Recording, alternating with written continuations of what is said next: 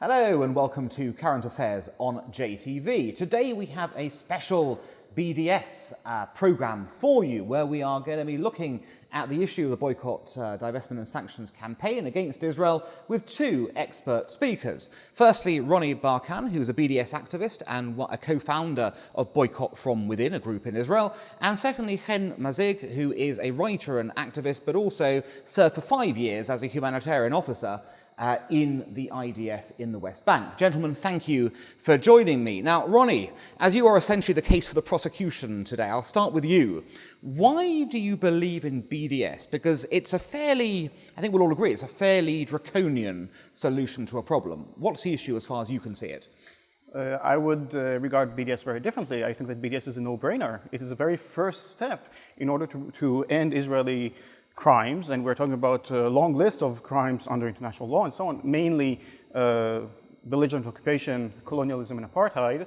And when we talk about apartheid, this is a very serious crime under international law. It is one of the few crimes, along with genocide, What's your that is regarded as a crime against humanity. Okay, but you've said several things, so maybe go into that. If Israel does practice apartheid, then it means that the global community is obligated to fight against this and to end that. And this is what BDS is about. It is simply about ending Israeli crimes and insisting that it respects its obligations under international law. That is all. Now, you say apartheid. That's probably the strongest charge you've laid there.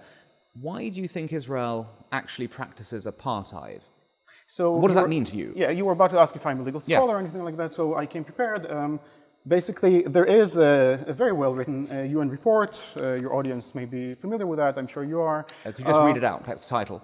Yes, the title is Israeli Practices Towards the Palestinian People and the Question of Apartheid. And I could already read from the executive summary if you're interested. Well, or maybe you would like to post the link. I will post some links for the audience. So, if they would like to go to bit.ly/JTV links, all undercase, all lowercase, they are welcome to see some links there. And basically, the report concludes, or the executive summary concludes, saying that the weight of the evidence supports, beyond a reasonable doubt, the proposition that Israel is guilty of imposing an apartheid regime on the Palestinian people, which amounts to the commission of a crime against humanity, the prohibition of which is considered jus cogens in international customary law, and on and on. But let me just come back on that. What is it? Okay, there are lots of reports will say lots of different things. I'm asking you personally. It is a very well-defined crime under international law. This is the main issue. Some people would like to compare it to the previous case of apartheid in South Africa, and there are many similarities. Actually, many of those who were fighting apartheid back then say that the Israeli case of apartheid is far worse. I would argue that Israel is an apartheid state by design. Okay, but can you just define this in one sentence? What is it that makes Israel an apartheid state? Yes, according to the law, and according also to most people's understandings, when there is a systemic racial or ethnic supremacy of one group over another, which is done, as I said, in a systemic way, which is basically meant to give privileges to a select group and to deny the basic rights of the others, that would fall under the definition of apartheid. Okay. Right, Hen, you've heard all of that. You've heard the issue of why BDS is needed, and also this idea that Israel is a systemic oppressor, I suspect, in terms of as an apartheid state. What is your riposte to that? Well, first of all, it was hard to hold myself. Several things. First of all, as Ronnie is trying to avoid defining what apartheid is over and over again, and referring to UN reports, the same UN that is saying that Palestinian women are being beaten by their husbands because of Israel. That's the same UN. The same UN that is being run by Saudi Arabia, that the Human Rights Council is being controlled by Arab countries that are oppressing women and LGBTQ and actually practicing apartheid throughout the Middle East. This is the UN that the report is from. So we should take it into consideration. Well, I've already said, let's forget about the report. Right. Let's talk about your own personal definitions. Right. And if we are talking about apartheid, about racial segregation that is based on race, the notion that Israel would be able to even, for me as someone that is, my mom is from Iraq, so I guess Arab country, and my dad is from North Africa. He's part of the Berbers, the most indigenous tribe to North Africa. I am Jewish, so to go through this, I can't even comprehend how to pick and choose who's an Arab and who's not and who's Jewish. We are 60% of Israeli Jews are actually Jews from the Middle East. So to say or to bring up the notion that there is a segregation based on race is just ridiculous. That's first. Second, if we are talking about the definition itself is a problem, because if you are saying that Israel is an apartheid state, you're saying that Israel has no right to exist and it's a country that has no legitimacy, and that's terrible for someone to say that, especially given the fact that most of the world, most of the countries and leaders around the world, from France to Germany, with the Social Democratic Party in Germany just passing, condemning BDS and calling it anti-Semitic, because it is anti-Semitic in its nature. The fact that people would focus on Israel, on the only Jewish state, while not perfect, I would be the first to say that Israel is not perfect, but we have a lot of things to work on. But in 70 years, being able to rebuild a country of indigenous people that return to their homeland, and actually able to, again, not perfect, but able to correct itself, and it is a democracy. So to fight against only the Jewish state while ignoring human rights violations throughout the Middle East, while ignoring the fact that Palestinians are oppressing women, oppressing LGBTQ, when and all along the head of the Palestinian Authority, the one that Ronnie is speaking here for, not officially, but with the statements, is basically channeling or repeating the statements that are coming from Palestinian officials. He's just building himself a mansion in Ramallah for $12 million. So that the whole notion that, the fact that people like Ronnie are being used to propagate for Palestinians and for oil countries like Saudi Arabia that has a lot of interest in it, Qatar, other countries that are actually promoting this narrative, because as long as the spotlight would be on Israel, we can ignore the human rights violations. So to ignore it and to say Israel is the problem in the Middle East, while 57 Arab Muslim countries are every day oppressing women, oppressing LGBTQ, oppressing minorities, enslaving black people, enslaving Asians in Qatar. The fact that Palestinians use the word abid as a slave, the word abid, my family speaks Arabic, I'm coming from an Arabic-speaking country. Just one second, family. So there's a lot of things that he would like to ignore in his focus on Israel, but that comes from an agenda. Okay. Are you in the pay of the Palestinians, or are you doing the work of the Palestinians in this? I'm doing the work of any decent human being, especially so since I am among the privileged group in this very really barbaric apartheid state. And since I'm among the privileged group, obviously that means that I carry more responsibility. Now, I wouldn't touch on all of the talking points that Hen went through, because that would take hours. Can I ask but you to pretty focus much on one central point? all of them were false. All of my points were false. Yes, all your points were false, other than That's the factual a data wide- that you a gave, wide statement. that you are coming, your origin is from Arab countries and so on. That obviously I will not argue with. Now, Hold on. Are you saying, for example, that Israel is not a democracy? Israel was never a democracy, not even to begin with. As I not a said democracy. before, Israel was founded from the ground up as an apartheid state. Israel was founded on the basis what's of your ethnic definition? cleansing. Israel was founded on the basis of ethnic cleansing, driving away the indigenous people from their home. Over 700,000 people have been. Over 700,000 people, indigenous people, have been expelled from their homes, and to this day they are denied the right to come back home. And ever since, there has been a legal system that was put in place that neatly falls under the legal definition of the crime of apartheid, even before apartheid was defined under international law. Only 19 years later, came the brutal military occupation of the West Bank, Gaza Strip, and East Jerusalem, also the Golan Heights, which is under the Syrian Golan, which is under a different category. And all of these to this day carry on. There's a long list of crimes. Now, the BDS campaign demands that Israel respects its obligations under international law, and there are exactly 3 demands there. One is ending of that harsh, brutal military occupation of 1967. Obviously, the people who live under that brutal occupation deserve to be free from that occupation.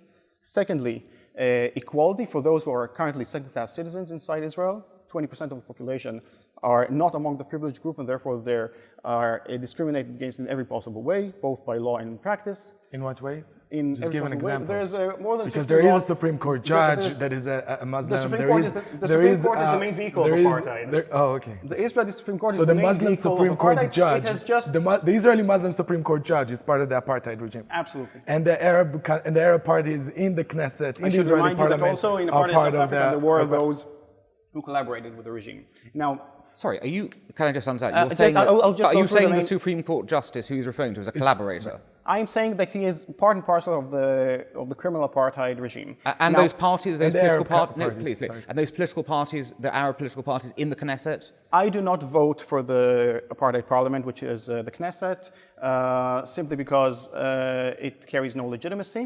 Okay, but are you saying that anyone who does participate is therefore collaborating? Do you know that according to the law, according to the election law, the basic law of the Knesset, a political party cannot run for elections if it denies Israel as a Jewish and democratic state. So basically any party that demands the democratization of Israel and denies the inherent ethnic supremacy of the state, and this is also written here in the report, the very good report by two excellent legal scholars, any party that denies the ethnic supremacist character of the state cannot even run for elections. Now there is also an amendment to that law saying that not only the platform of that party would deem it basically unelectable, but also any representative who expresses themselves even in writing or over Facebook denying Israel as an ethnic supremacist state, denying the legitimacy of an ethnic supremacist state,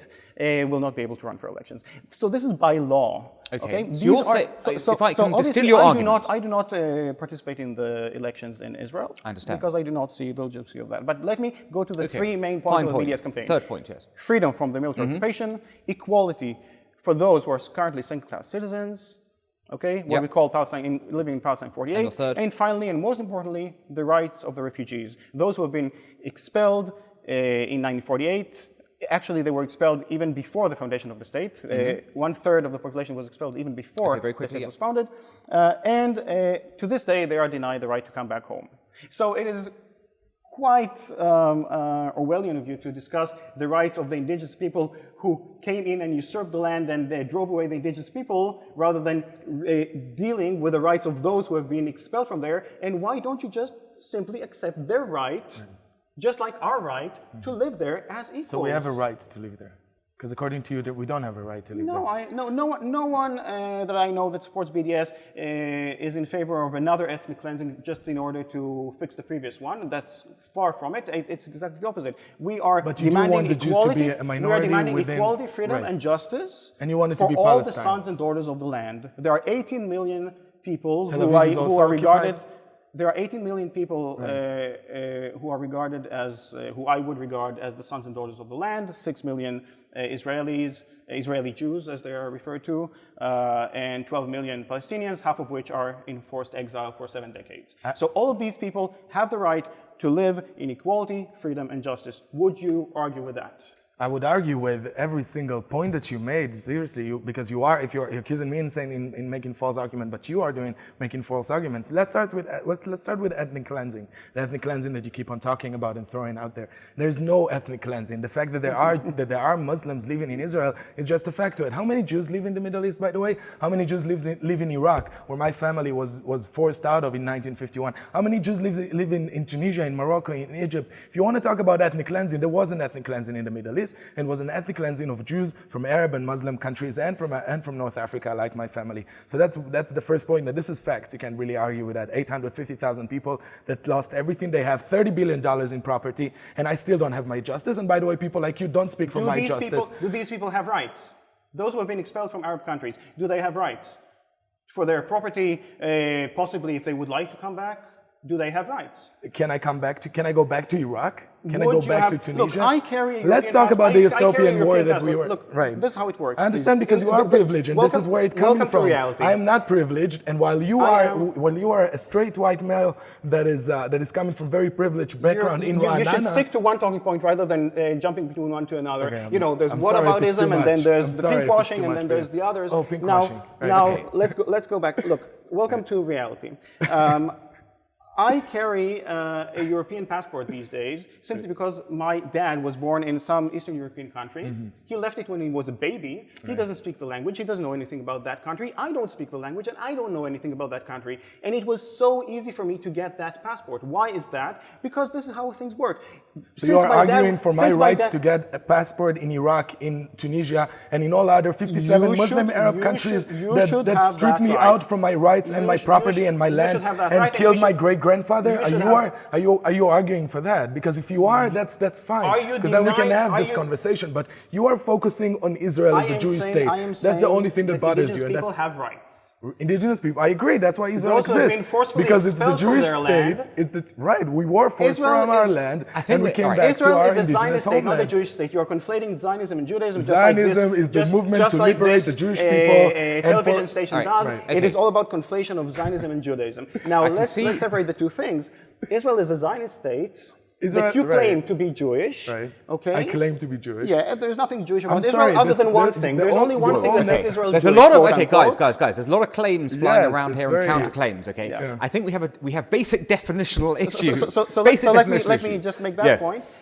There's one and only one thing that makes Israel a so-called Jewish state, and that is that myself and probably also you have Jewish nationality in our ID. My citizenship is Israeli, but I don't have an Israeli nationality because there's no such thing. Israel vehemently denies the concept of an Israeli nationality because that would mean that at least on the face of it, its citizens would have equal rights. So our nationality, according to the state, is Jewish. Our fellow citizens in Israel who are not among the privileged group, they would have other nationality like Arab or Circassian or Druze. Okay? This is what I'm talking about. Israel is an apartheid state by design, and it segregates and differentiates already from birth. From birth, people have two different legal... Ronnie. In England, let me give you an example in Britain. From birth, people have two different... Babies have two different legal paths that they walk through, depending on whether their parents are privileged Israeli Jews or simply Israeli citizens who are not among the privileged group. Is that correct? Is what he's just said about two legal routes, and what he said earlier about the 80-20 divide between the percentages of populations? Is there discrimination against Israel's Arab minority in that context? If there is racism in the Israeli society, in every society there is racism. If you're looking at the United States, where was the United States 7 years into? You know what? Where is the United States now?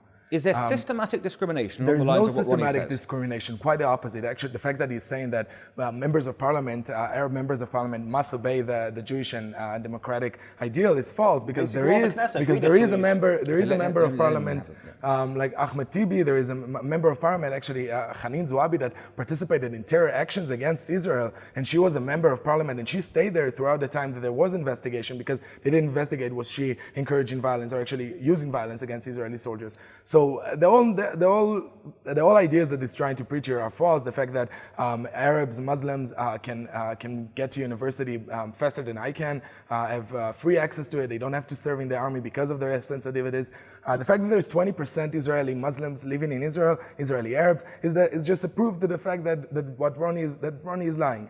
But I understand him. He's lying because he is paid for, because he has a lot of agenda to promote. He doesn't really believe in the things that he says because he knows that the facts are different. The fact that there's 1.6 million Arab Israelis, the fact that there's millions of Palestinians still living in the West Bank and in the Gaza Strip, it just shows that he's wrong. The only people that oppress the Palestinians today in the Middle East are the Arab countries, is Lebanon, where there's Palestinians have different rights from real Lebanese based on their ethnicity. The fact that my family was ethnic cleansed, but he would never speak about that because that's really hurting his narrative. The fact that the Arab League is the one that makes the calls.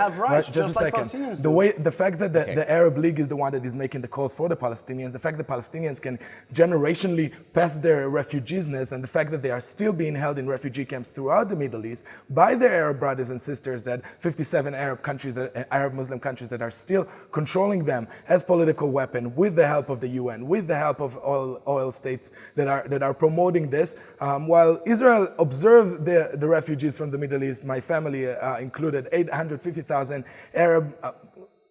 850,000 Jews that came from Arab and Muslim countries that were observed and became citizens of the country, and I'm not a refugee. My kids will not be refugees because we've continued that Israel kept on trying to solve this issue. Meanwhile, he's preaching to maintain this issue. He brings out solutions that are unrealistic. The whole idea is that you're preaching, you're telling me to come back to reality, but you need to come back to reality because the world that you are living in is not the word that... A final word from the two of you. Yes. Ronnie. Do you think that a group of people has the right to live at the expense of another group of people? Yes or no? Of course not. No. Of course not. Of course. So you should obviously be supporting the end of Israeli apartheid and the respect of all the rights of all the people of that land. It's as simple as that. But it's ridiculous. Do you listen to what you're saying? Of course. You sound mad. You sound insane because your statement, and by the way, that's why I'm referring to everything that's written here in the very well written report. In the UN report, it was criticized by the UN itself. I'm happy that you mentioned that, and by UN Secretary General himself criticizing this report. I'm leaders very happy throughout that the you world, mentioned that. right? Yeah, Okay. I'm very happy that you mentioned that because this is not the first report about Israeli apartheid. Before that, there was the HSRC report and the David Bondier report and other very well-written legal reports dealing with the legal case of Israeli apartheid. And I mention again that this is a very serious crime under international law. And do you think that we should have been boycotting South Africa back in the day of apartheid then? And do you think, and if so, why don't you support the boycott of Israel Your today? final word, Hen, on this, as Ronnie's made his point Right. there. If you ask Reverend Kenneth Mishwe that fought against apartheid, he will tell you that he's insulted by the fact that people compare South Africa apartheid to Israel. He's been to Israel. Many leaders from South Africa that fought against apartheid been to Israel and saw the situation as it is. To say that Israel again, but you had your Goldberg. words. That's it. Good, gentlemen. Ronnie Just Barkan, run out of Castro, time. One last thing. Desmond Tutu, One last thing Nelson that I want to Mandela. say. Okay. All of Just We these- don't want to one get word. involved in bringing other people's... They're not here. None of these people are here. Right. You two are here. Just Fine, one word. very last sentence. Just very last sentence. I think that that Ronnie needs to have a reality check, and people like him, I'm not angry with him. I understand where he's coming from. That he is being pushed to push this false agenda. I came here to have a serious discussion. There's no serious discussion with people that are lying, and everything he said is a lie. If I had more time, I would counter each and every case that he made. Thank you. We've run out of time. Thank you. Thank you both of you for making Thanks your for having points. us. Thank you all at home. We'll see you again soon for another episode of Current Affairs on JTV.